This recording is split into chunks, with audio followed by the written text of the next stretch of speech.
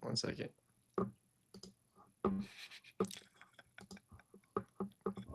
Oh, we're live. We are live, baby. Let's go. We're going to have to edit that start. What? Start from fresh right now. EMAC got a little premature on the button, a little fast on the trigger. So let's go. 3, 2, 1. What's up, college football fans? It is the Mac and Murray College Football Show, and we just got done watching live the first top 25 from the playoff committee there in Dallas, and there's a lot to discuss. So in this show right now, first off, hello, I'm Aaron Murray, former University of Georgia quarterback. That is Eric McClain, former national champion at the Clemson Tigers University. So we got a jam-packed show. We are loaded. Obviously, we're going to be giving our reactions to what we just saw with the top 25 with the new playoff committee, and then we're going to get into some game predictions and looking ahead to Alabama, LSU, BYU, Texas Tech, Tulane, Memphis, Aggies, Missouri, Oregon, Iowa, Cal, Louisville, Navy, Notre Dame, Wake Forest, Virginia. We got a jammed packed show. So we appreciate y'all joining us, whether you're on Twitter or YouTube and maybe Instagram too. We're trying to kind of spread our wings and get out there a little bit. So thank you, everyone, joining us here on a Tuesday night or whenever you're watching this post as well. Jump in the chats, leave some chats. We'll hit some of the chats as well along the way. EMAC, man, what's up? First poll, man. How excited are you just to get this first poll out there? Yeah, it's good to know where everybody's going to kind of be, right? And kind of know where we're starting. What does this committee value? What do they look at? And it's always one of those things where you're just like, some things you really agree with, and some you're like, what are we doing? What are we talking about here? And I think we won't truly know until the second one comes out and some other things happen. Then we kind of see, okay, is strength of record very important to them? Is strength of schedule?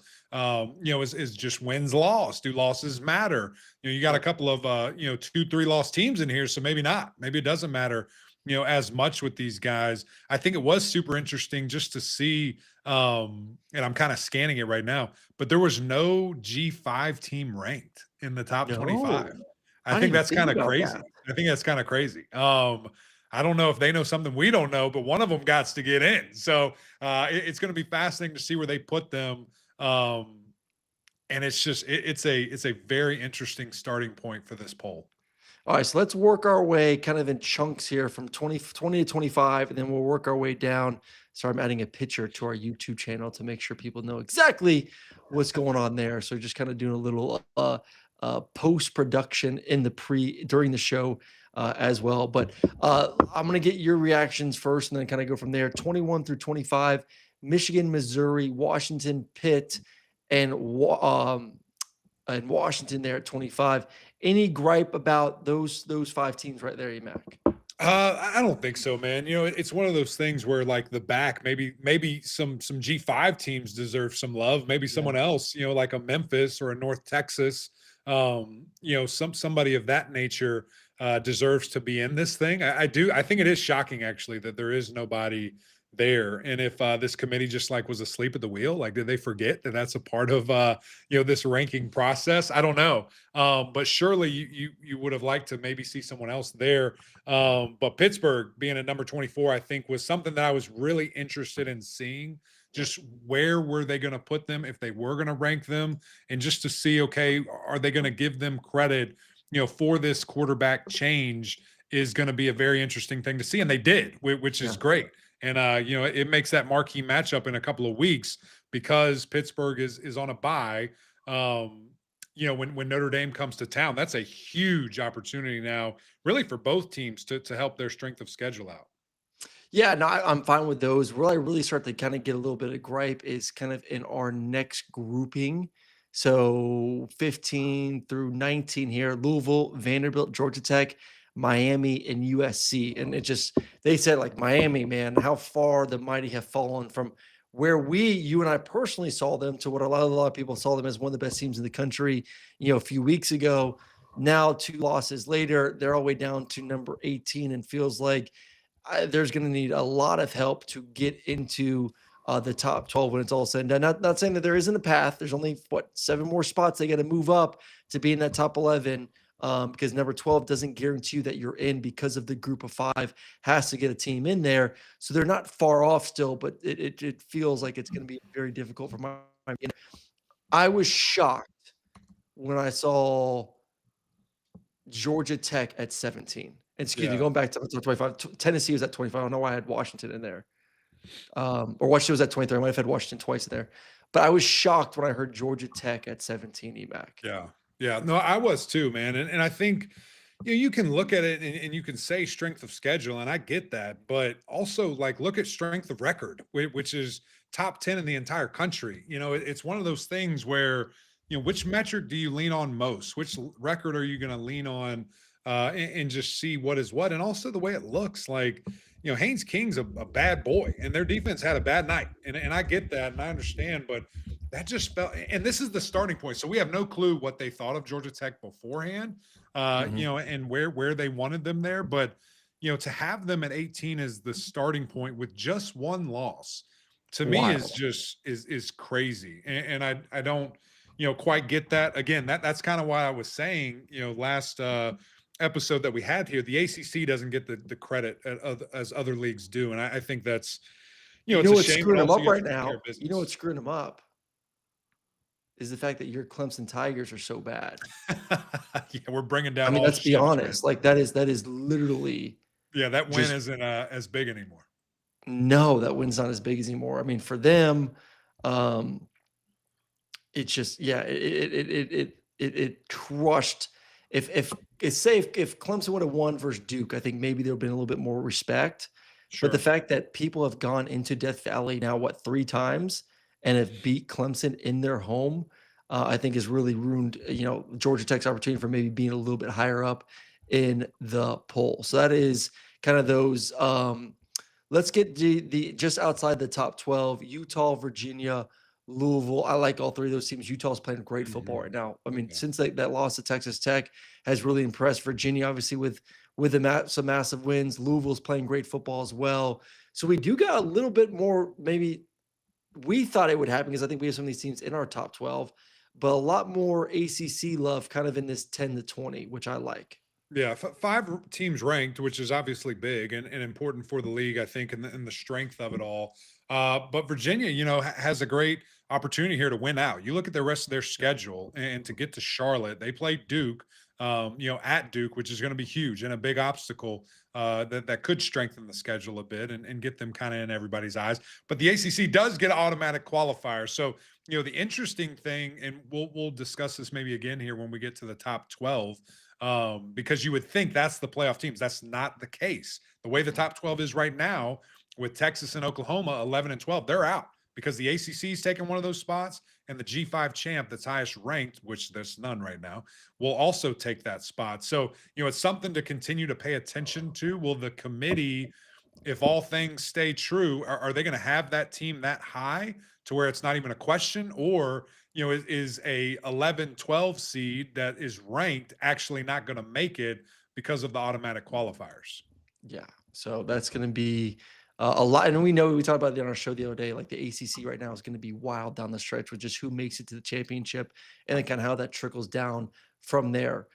Before we get into the top 12, I do want to go over like what our top 12. So this is how we viewed it beforehand, just to kind of give you all a little bit of perspective of where we were as we got ready for the show.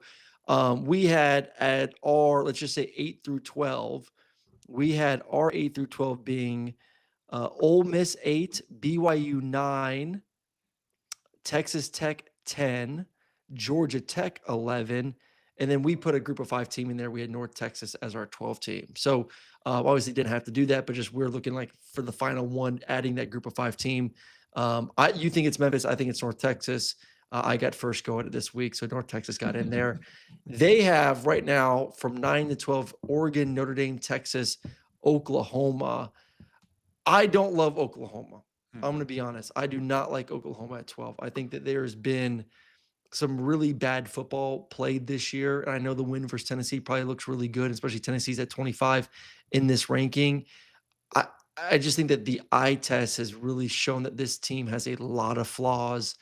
And I get only 2 losses, but I don't know if I would have him that number 12 spot. I think you and I kind of view him more in that 15 to maybe even 17 range, not all the way up there, that number 12 spot. And it's fascinating to me that you like you hang are they hanging their hat on the Michigan win and I guess the Tennessee win they just had, but that's what pisses me off about this thing is they value that they don't take in credit losses. They Yeah. don't give that same value because okay, you say, well, yeah, Georgia Tech just got smacked by NC State. Well, these guys got smacked by a Texas that we thought was terrible. That we Yeah. thought Oklahoma should have won by double digits. They get embarrassed by them, absolutely held in check and can do whatever they want.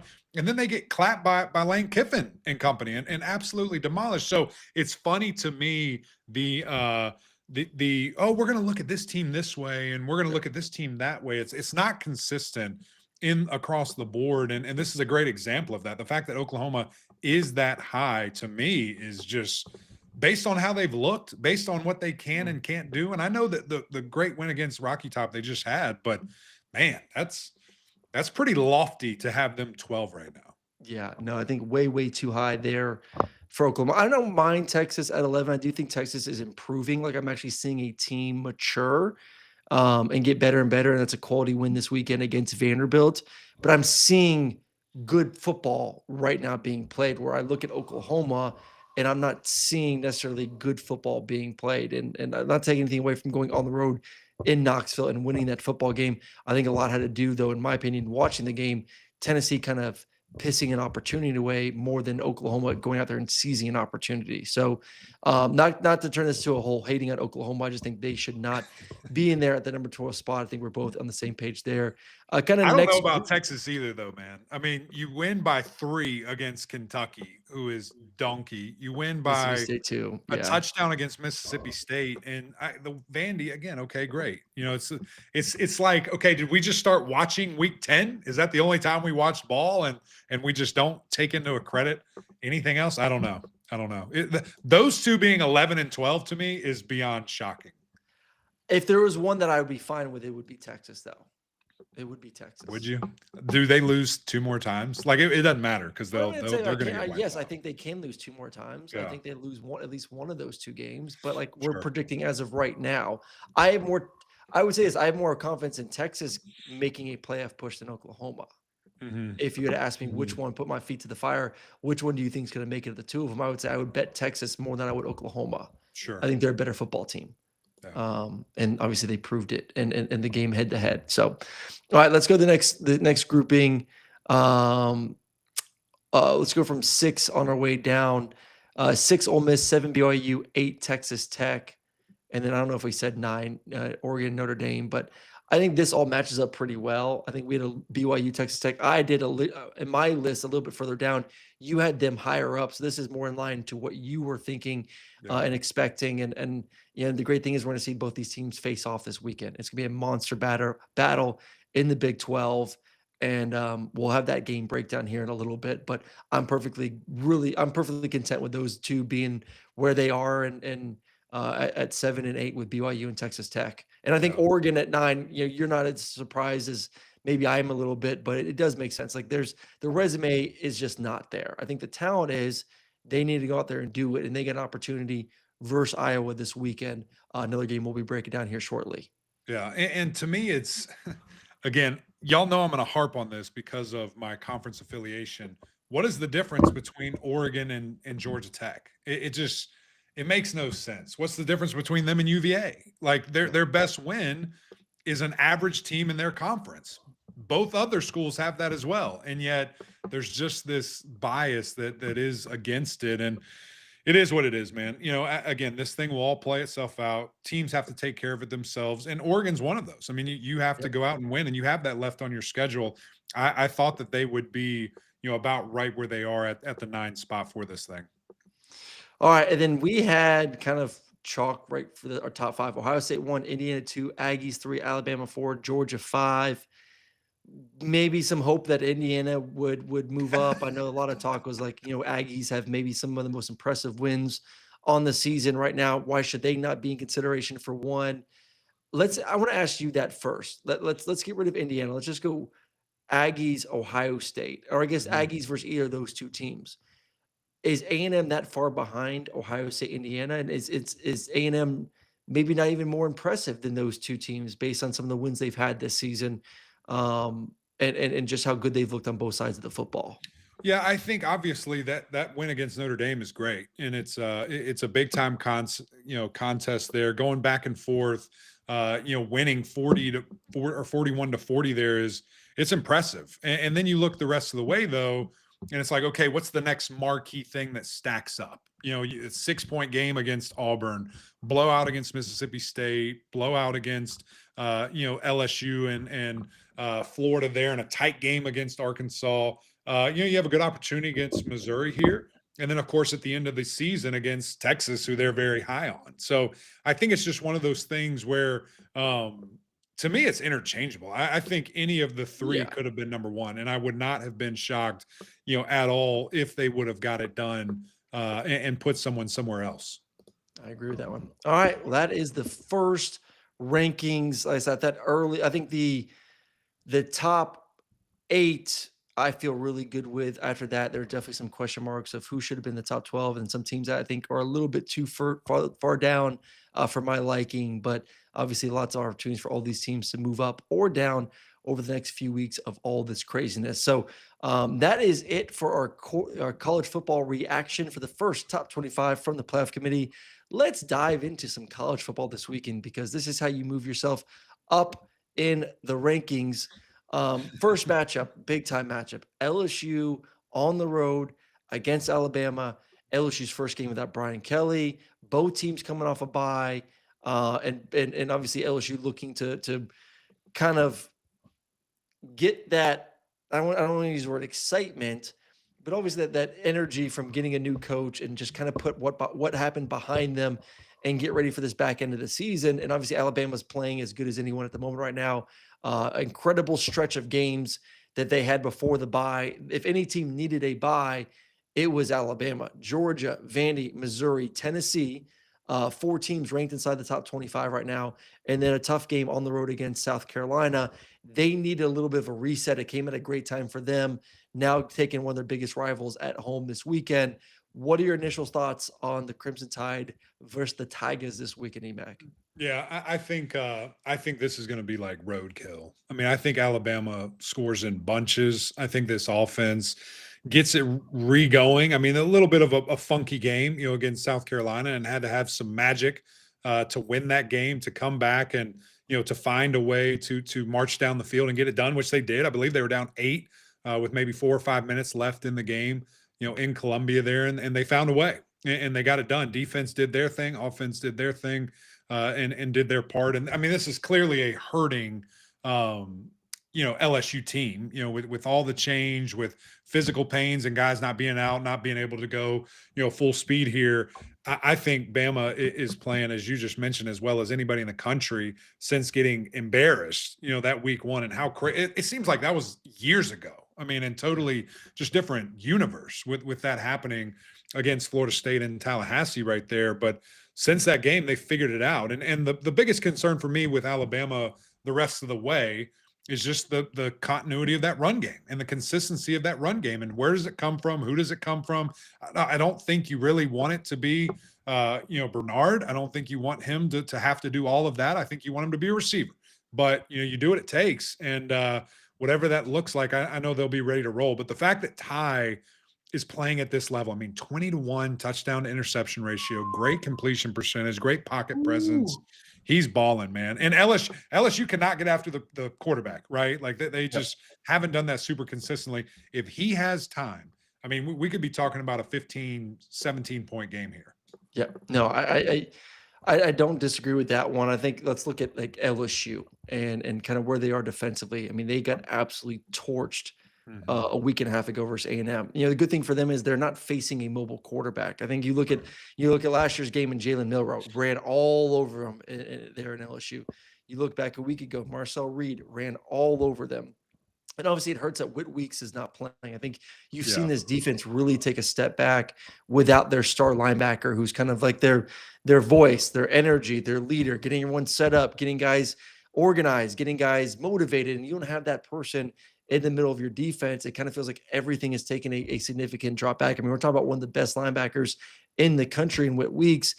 Does not look like he's going to play again this weekend, dealing with, I believe, some sort of bone bruise in his ankle or some sort of ankle issue. So that's a huge loss going against this Alabama offense that has speed, that can push the ball vertical, that can push the ball horizontal as well. You need that guy getting guys lined up, especially on the road. So that's a huge loss for them right there.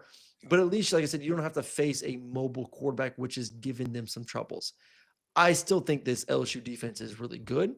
I think they're talented. I think they're pissed off based on the embarrassing performance that they had a week or a week and a half ago. I think Baker's still one of the premier defense coordinators in college football. They will be better.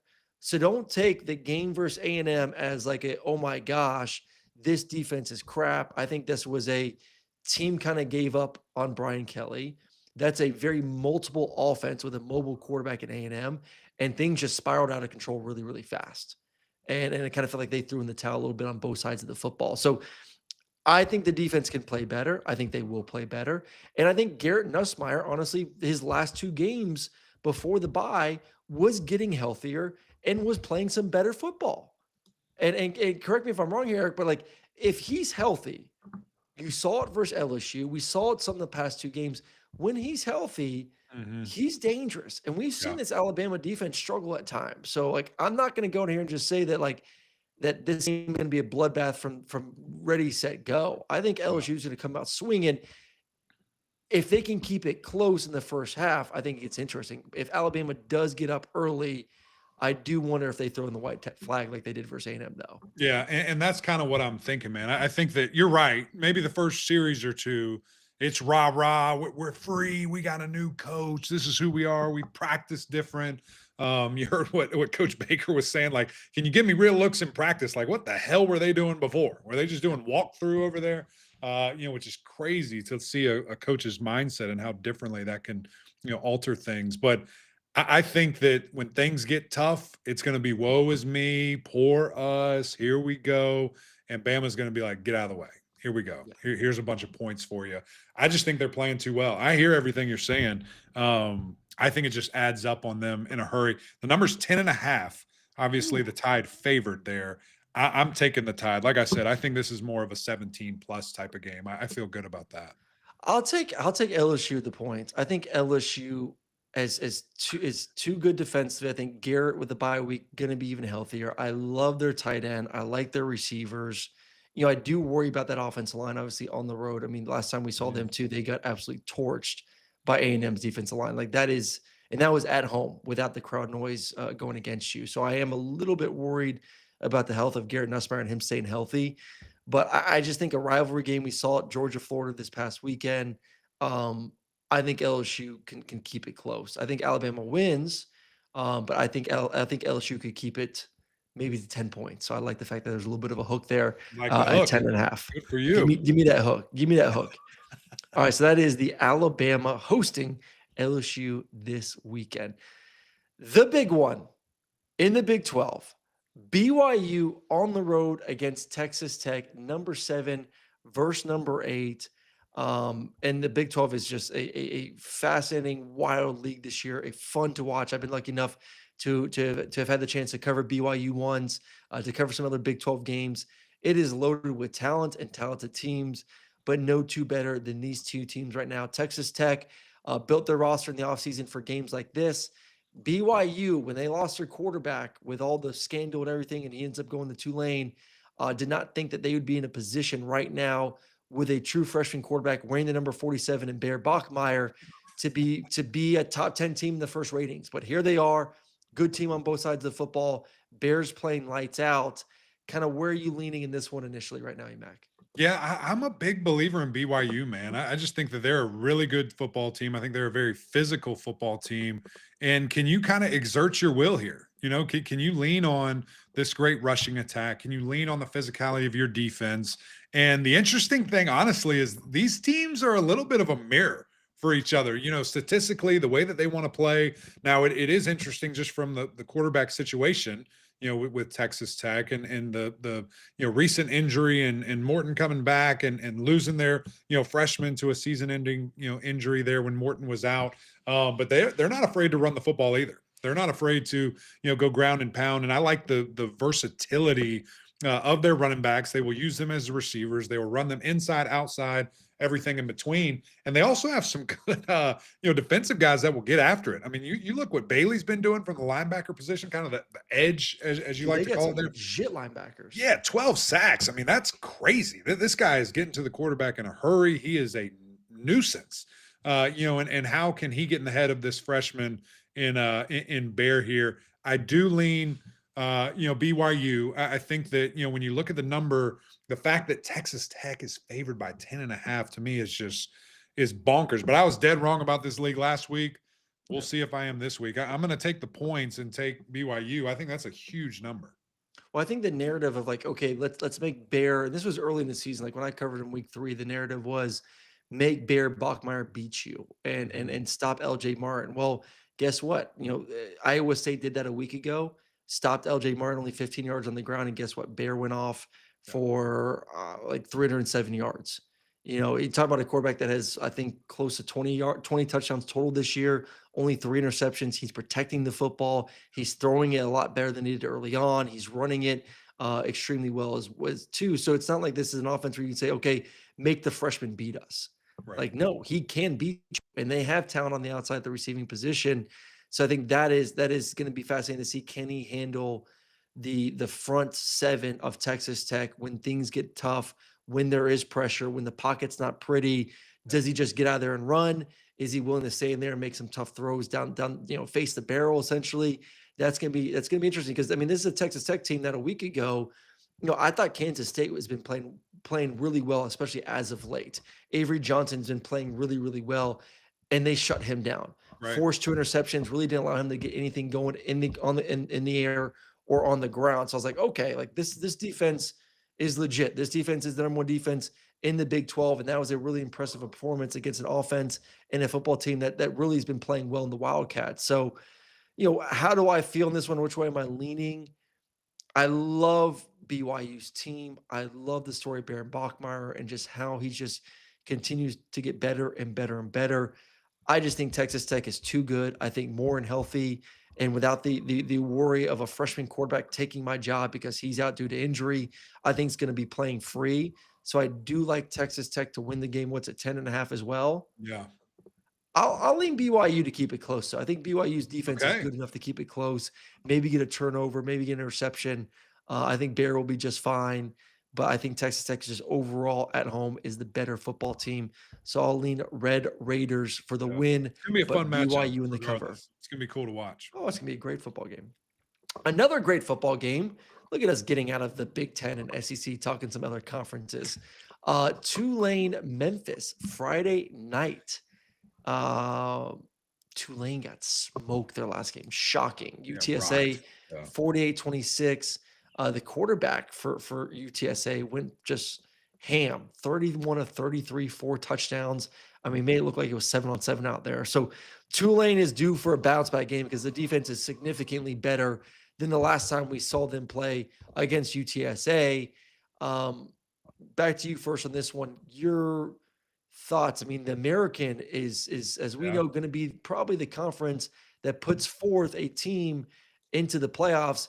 You like Memphis as being that team right now. I like North Texas. Does Memphis get it done at home?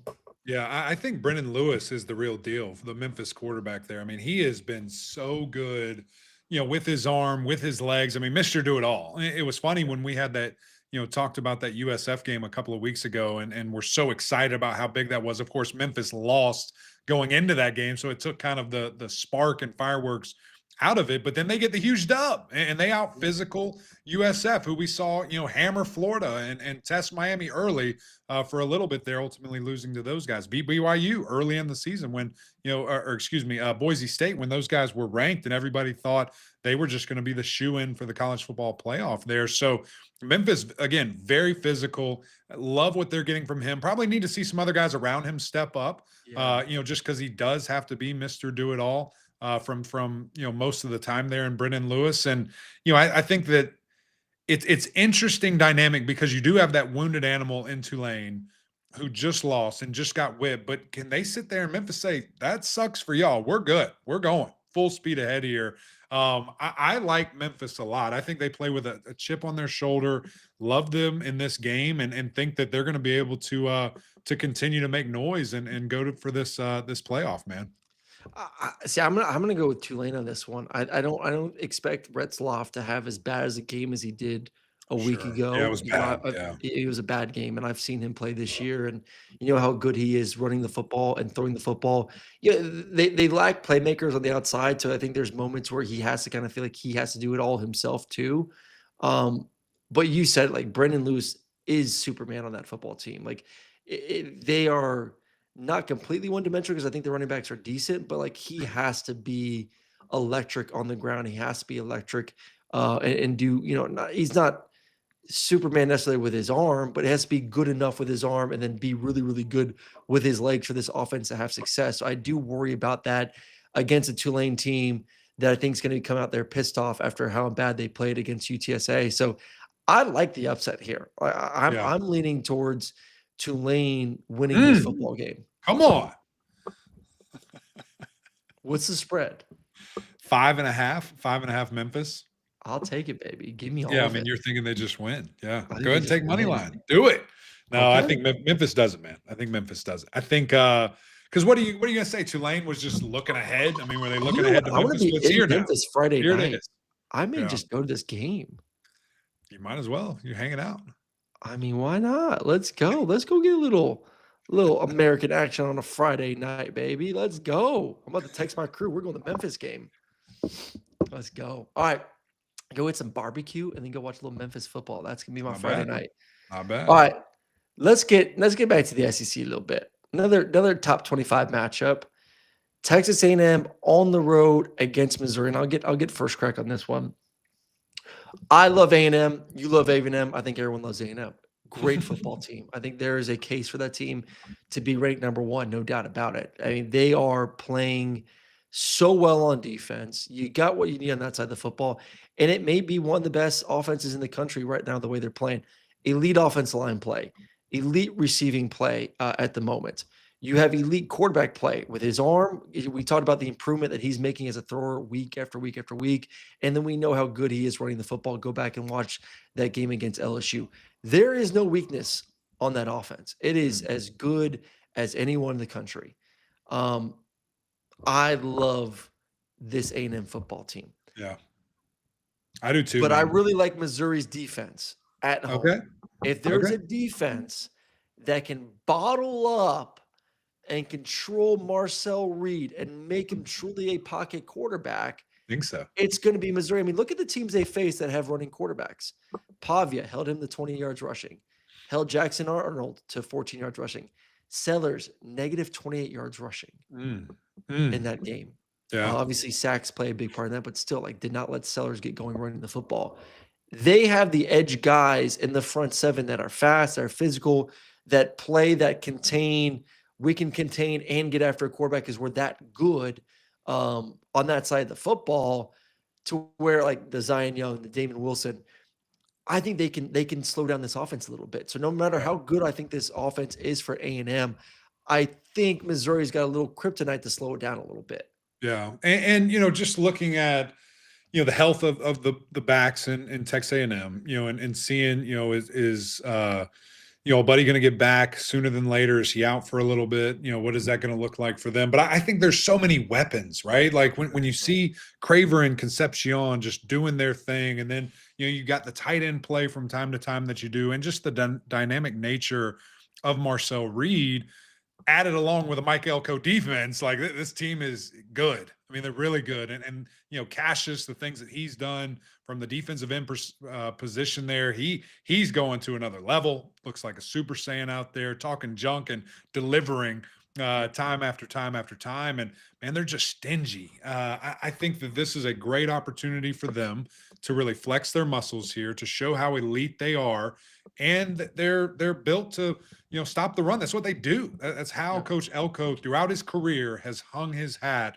on being an upfront type guy that we're shutting this down. And I just don't know if Missouri will sit back and say, "Yep, we're going to throw it 45 times and we're fine with that." And if Yeah. they can't get the run game going, which they have great players too, that could be a long day for them.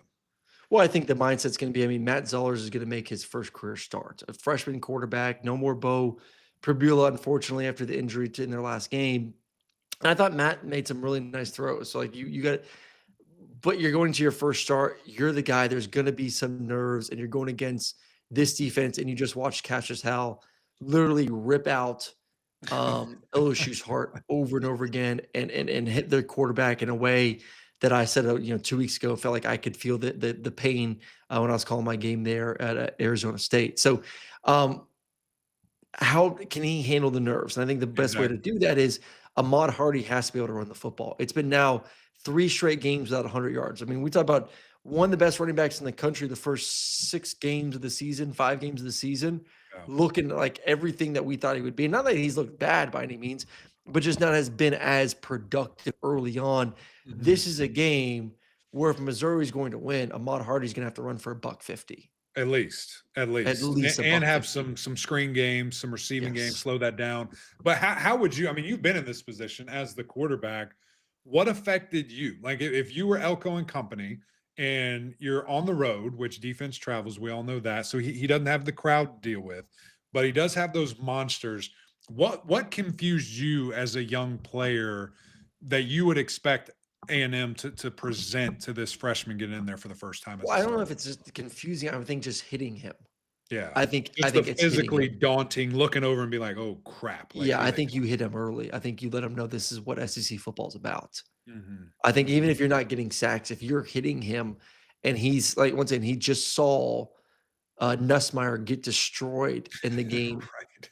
and you're just like, "Oh my god, like I'm out." So you get a few hits, and then it's in the back of your mind, like, "Oh my, this is I'm gonna get, I have 4 quarters of this. Yeah. I got 4 quarters of this. Like I got to deal Right. with this all day." And then all of a sudden you start rushing your throws. So I mean, I think for Missouri and them offensively, it's the key is going to be run the football, screen game, quick game, get the ball out. Even at time, go like 5 wide, go empty. A lot of Mhm. these young quarterbacks grew up playing and spread offenses. So it's a lot of times when you go empty, you see the weakness, you see the green grass, you know where your hots are, you know where you're not protected, and you're able to just get the ball out of your hands quickly. I think Yeah. that's helpful for a young quarterback. Obviously, So bootlegs, like if they go make it empty easy. though, it's a chess match to go press man and to mess up timing and say, "Okay, you don't have protection back there. Here we come." Yeah, I mean, do that Yeah. defensively, but I think Missouri's got some dudes on offense where you know where your best matchup is, you just take a shot. You don't have to Yeah. think. I Yeah. mean, man to man, you don't have to think. It's just like, okay, where's Mhm. my matchup? Mhm. Where Good can I point. throw the football? Yeah. You want to go press across the board? I'll take 3 hits and get the ball to my hands.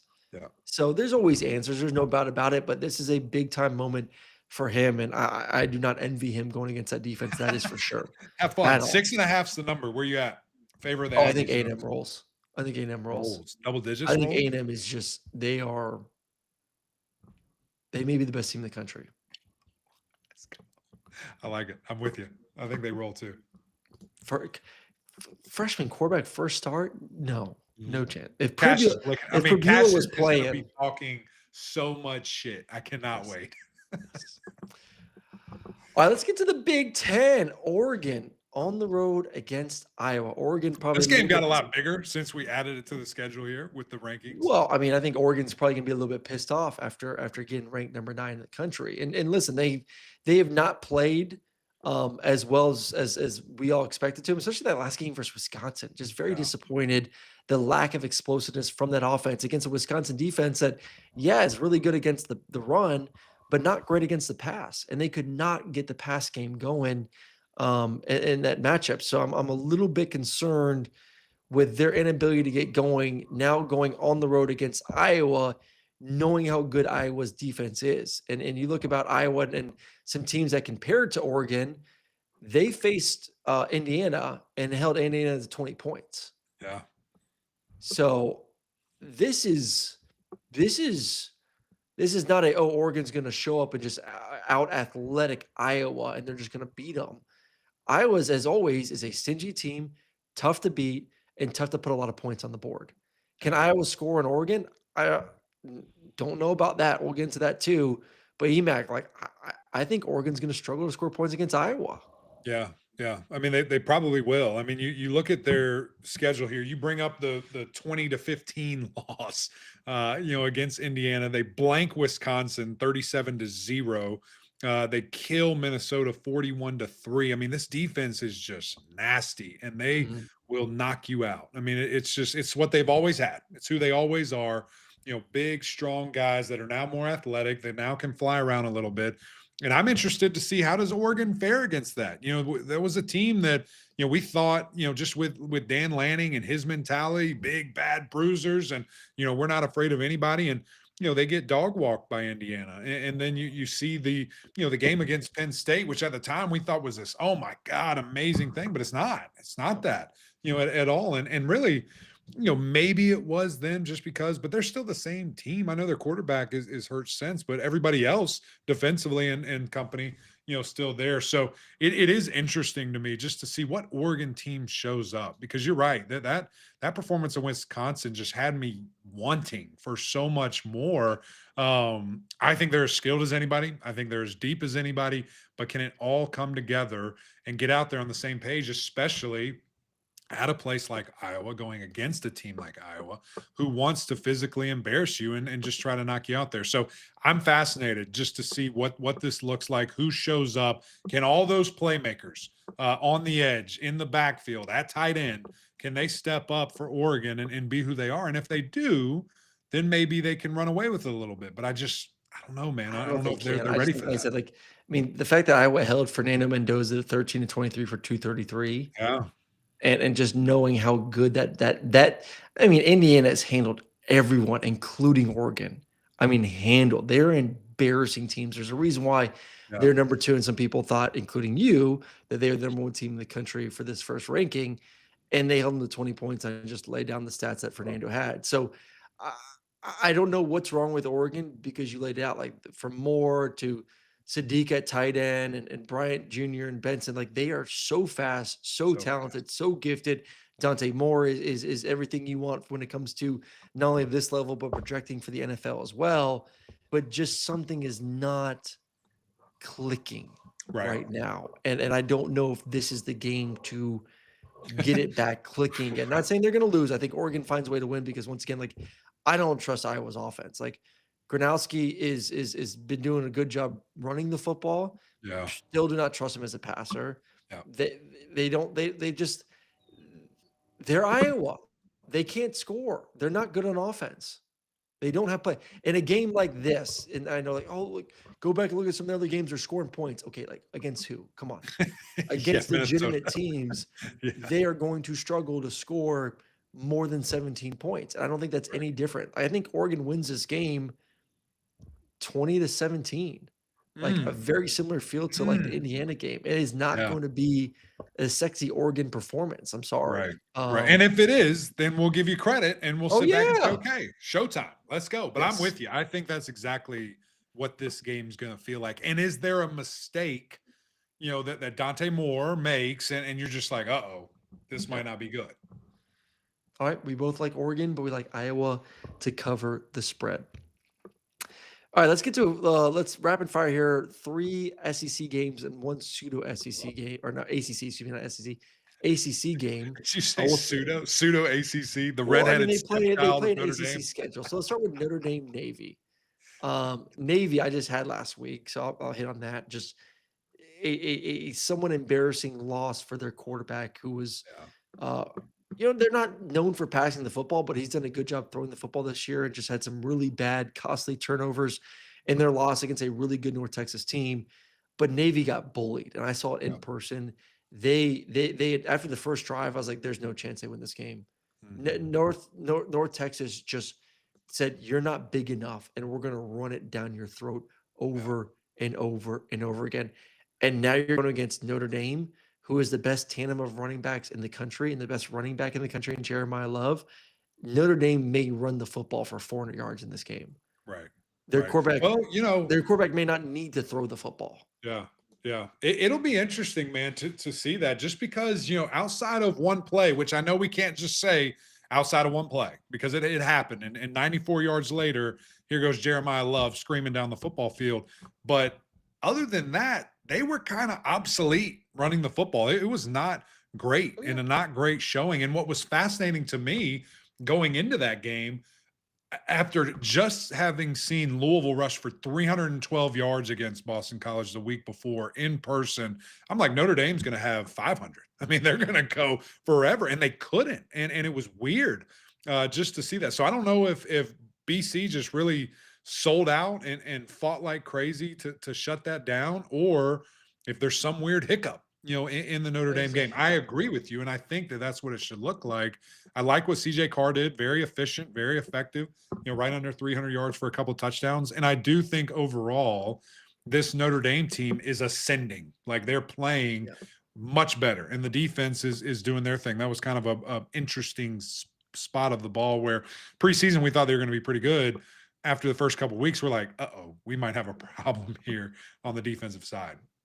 Well, I think at the end of the day, like for Navy, it's still a Navy offense. And it's still an offense that is very difficult Mhm. to prepare for in only a week. Can you keep Notre Dame on your heels? Um, and can you just do what Vanderbilt's done for 2 years? Can you keep the ball for 35 to 40 minutes? Right. Can you steal 3 possessions from Notre Dame? Yeah. And I think if they do that, maybe give yourself an opportunity to make this interesting. But once again, I just think Notre Dame, from what I saw Navy in person a week ago, is going to be, regardless of what happened a week ago versus BC, is going to be able to line up and run it at will. And they themselves may actually win the time of possession when Navy's the one who needs to do that, not the other way around. So Yeah. I don't know what's the spread here. I like whatever the number is. 28, Just give 28 and a half. I mean, it's a big number. Huge number. I'll Taking the take it. Golden Domers? Give me the Golden Domers. Come That's a lot of on. points. I'm with you. A I'm lot with you. of I think they points. flex their muscles a bit. All right. Last two, real quick. Two legit ACC teams or Come games. on. Cal, Louisville. We all love Cal, young quarterback. Can he get it done against Louisville in this matchup? Yeah, he's fallen off a little bit, man. He's got a case of the turnover bug as of E, recently, and E, had that walkover E. pick or walk off pick six against Virginia a week ago. That wasn't good, and just kind of putting the ball in jeopardy there. Louisville without their best player and Isaac Brown, so that's going to be fascinating to see. He might be done for the rest of the year. I hope not. He's such a Ooh. special player. But Duke Watson back, who that was 1A 1B a year ago. Those two guys were so special in the backfield, and just need to see more from Miller, man. There's times where he's brilliant, and there's other times where you're just like, what are you doing, brother? What are we doing here? So I think the defense will be the star of the show in this game. I think they get turnovers. I think they might score on that side of the ball. They're just tenacious, and this is a 20 and a half point spread. It's a big, big number there. Ooh, I don't But like that number. I don't either. Cal's struggling though. They have to come to Louisville. I think it's something like 60% of the teams, whoever has to do the trip, have not fared well. So obviously Cal making the trip across the country. I don't know if I want to take the Cards with 20. I'll take them. I think they have a shot here. That's I'll a take big Cal number with the though. points. There's a lot of points. I Yeah. still don't know if the Louisville offense is necessarily explosive enough to be able to, Especially without Isaac Brown. I mean, that's to tough. really roll in that manner to be able to say, hey, we're going to shut them out completely on that side of the football. Yeah. So I'll take Louisville to win, Cal to cover the points. Last game, real quick: Wake Forest, Virginia. Another really good matchup in the ACC. Wake's having a pretty good year. Obviously, we've known what Virginia has been able to do all season long. I like the Virginia football team. I like what they're doing on both sides. I love their quarterback. I love the skill on the outside. I think Virginia rolls in this matchup. Yeah, I do too. It's only a 6.5 point spread. And Virginia, listen, Virginia's been flying near the sun, man. The Bulldogs and the Cavaliers are just like, let us lose. No, we don't want to lose. We're just kidding. That's how they've been playing this game, man, for a while now. They did bounce back nicely against Cal, got the run game going. And of course, Wake Forest coming off just getting embarrassed by the Noles in Tallahassee there. So I think Virginia continues to roll. We're going to be there. Cannot wait. The ACC huddle will be there. Big, big matchup, and it's going to be a fun game. So we'll see. All right, well, that is it for us. We appreciate you guys joining us here live, whether you're on YouTube or Twitter or Instagram or wherever you may be. Make sure you go follow us on those socials and on YouTube, like, subscribe, all that good stuff. And that was our college football reaction and week 11 preview. It's crazy. We are in November, ladies and gentlemen. So a lot more excitement coming. We will have our special guest, JD Bakel will be joining us on the Thursday show, so make sure JD? you stay tuned for that one. We go in big picture, get his thoughts on a lot of the games. Obviously, we'll touch a little bit more about this college football playoff poll, this first one, and many more as we look forward to the last few weeks of the regular season of the college football. So y'all enjoy the rest of your Tuesday night, and we'll see you back here on Thursday.